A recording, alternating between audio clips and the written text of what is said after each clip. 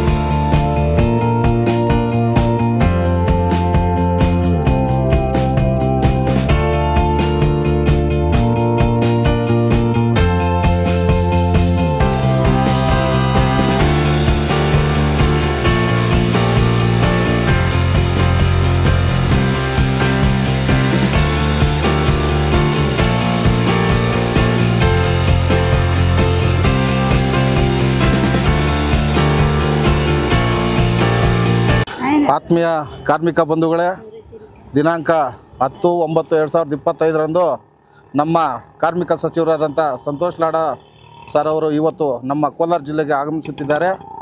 ತುಂಬ ಸಂತೋಷದ ವಿಷಯ. ಹಾಗೆಯೇ ನಮ್ಮ ನಿಲುವುಗಳನ್ನು ಕೆಲವೊಂದು ಆಲೋಚನೆ ಮಾಡಬೇಕಾಗತ್ತೆ. ಅವರು ಕೆಲವೊಂದು ಬೇಡಿಕೆಗಳು ನಾವು ಸುಮಾರು ಸತಿ ಇದುವರೆಗೂ ಕೊಟ್ಟಿದ್ದೀವಿ, ಆದರೂ ಅವರು ಅದು ಯಾಕೋ ಪರಿಗಣಿಸ್ತಾ ಇಲ್ಲ. ಆದ್ರೂ ನಮ್ಮ ಜಿಲ್ಲೆಗೆ ಇವತ್ತು ಬರ್ತಾ ಇದ್ದಾರೆ ಅಂದರೆ ನಾವು ಗೌರವ ಕೊಡ್ತಿದ್ದೀವಿ, ಅವ್ರಿಗೆ ಒಂದು ಸನ್ಮಾನದ ಮುಖಾಂತರ ಮಾಡ್ತೀವಿ. ನಮ್ಮ ಕಾರ್ಮಿಕರ ಎಲ್ಲ ವರ್ಗದ ಪರವಾಗೂ ನಾವು ಇದು ಮಾಡ್ತೀವಿ. ಇವತ್ತು ಅವರು ಇಟ್ಕೊಂಡಿರೋಂಥ ಕಾರ್ಯಕ್ರಮ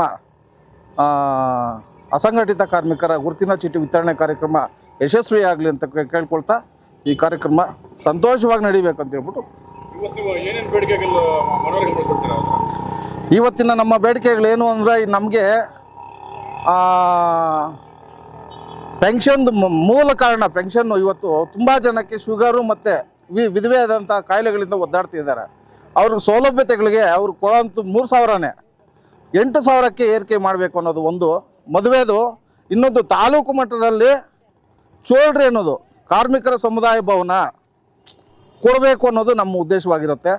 ಮತ್ತು ಹಾಗೇ ಲೋನುಗಳಿಗೆ ಈ ಮನೆಗಳು ಕಟ್ಟೋದು ಲೋನುಗಳಿಗೆ ಮಾಡಿದ್ದಾರೆ, ಅದು ಯಾವುದಕ್ಕೂ ಸಾಕಾಗ್ತಿಲ್ಲ.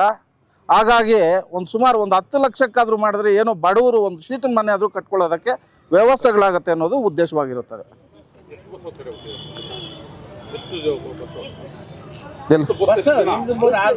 ಟೋಟಲ್ 6 ಬಸ್ಸುಗಳು ಸರ್, ಮುಳಬಾಲ್ ತಾಲೂಕಿಂದ 6 ಬಸ್ಸುಗಳು ಓಡಾಡ್ತಾ ಇದೆ.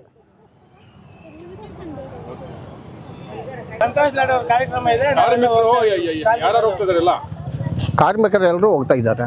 ಕಾರ್ಮಿಕರೆಲ್ಲರೂ ಮುಳಬಾಲ್ ತಾಲೂಕಲ್ಲಿ ಎಷ್ಟು ಜನ ಇದ್ದಾರೆ ಅಷ್ಟು ಜನ ಹೋಗ್ತಾ ಇದ್ದಾರೆ. ಕಾರ್ಮಿಕರು ಜನ ಎಲ್ಲ ಕಾರ್ಮಿಕರು ಎಲ್ಲರೂ ಹೋಗ್ತಾ ಇದ್ದಾರೆ. ಅವರ ಸಂಘದಲ್ಲಿ ಅವ್ರ ಸಂಗಮನಿಂಕ వాళ్ళు ఇది ಒಗ್ಗಟ್ಟು చేసుకొని ಸಂಗಮನಿಂಕ పోతా ఉండేది ಅಂತ ಕೋಲಾರ. ಕಾರ್ಮಿಕ ಇಲಾಖೆಯಿಂದ ಒಂದು ಕಟ್ಟಡ ಕಾರ್ಮಿಕರಿಗಾಗಲಿ ಮತ್ತು ಈ ಒಂದು ವಾಣಿಜ್ಯ ವಾಹನ ಚಾಲಕರಿಗಾಗಲಿ ಈ ಅಸಂಘಟಿತ ವರ್ಗ ಯಾವುದಿದೆಯೋ ಕಮ್ಮಾರ, ಚೆಮ್ಮಾರ, ಅಕ್ಕಸಾಲಿಗ, ಭಿಕ್ಷುಕ, ಪೇಪರ್ ಆಯೋರು, ಈ ಥರ ಎಲ್ಲ ಒಂದು ಕಾರ್ಮಿಕರಿಗೂ ಅನೇಕ ಒಂದು ರೀತಿ ಸೌಲಭ್ಯಗಳನ್ನು ಕೊಡ್ತಾ ಇದ್ದಾರೆ. ಈ ಒಂದು ಕಾರ್ಯಕ್ರಮಗಳು ಜಾಸ್ತಿ ಜನ ಸದುಪಯೋಗ ಮಾಡ್ಕೊಳ್ತಾ ಇಲ್ಲ.